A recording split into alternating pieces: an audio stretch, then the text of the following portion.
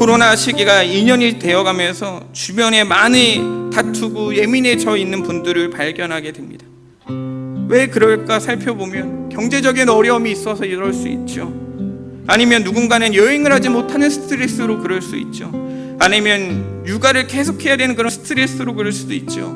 그런데 사실상 우리 다 나가고 밖에서 밥 먹고 하지 않습니까? 그걸로 핑계대면 안 됩니다. 그런데 제일 중요한 것은요, 제가 사실 받았던 코로나로 인해 제일 힘들었던 것은요, 예수님의 교제가 끊어지는 것입니다.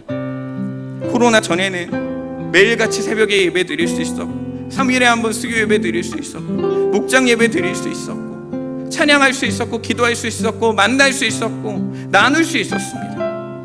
나 혼자 믿는 것이 아니라 같이 믿는 대상자들을 보며 살아갈 수 있었습니다.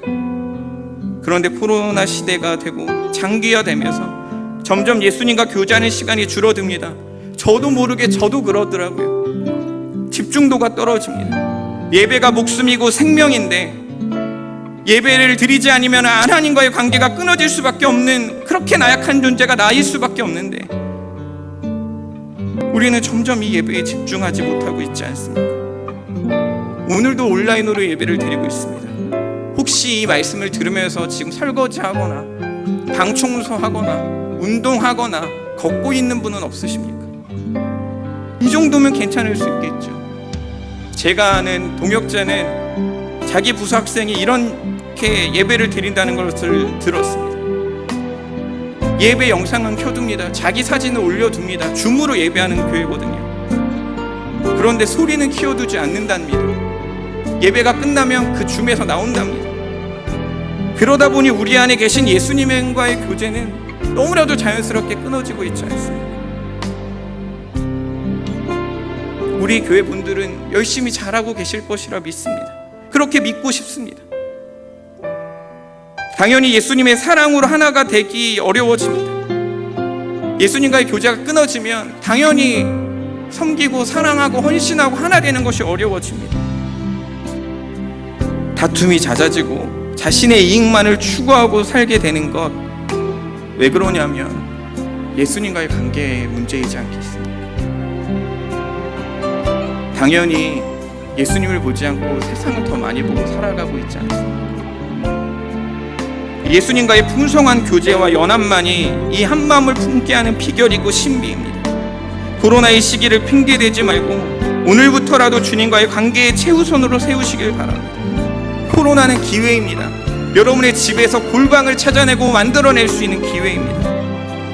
오늘부터라도 그 골방을 만들어내시길 축복합니다. 골방을 정하시고 말씀을 묵상하시는 시간을 정하시고 기도하시기 바랍니다. 찬양하시기 바랍니다. 아무것도 하기 어려울 때 십자가의 은혜를 찬양하시길 바랍니다.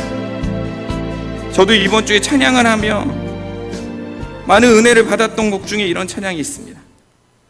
십자가를 등에 지고 병정들에 이끌려 주님 갈보리의 길을 걸을 때 사람들은 몰려왔네. 죽음의 길 걷는 그를 보려고.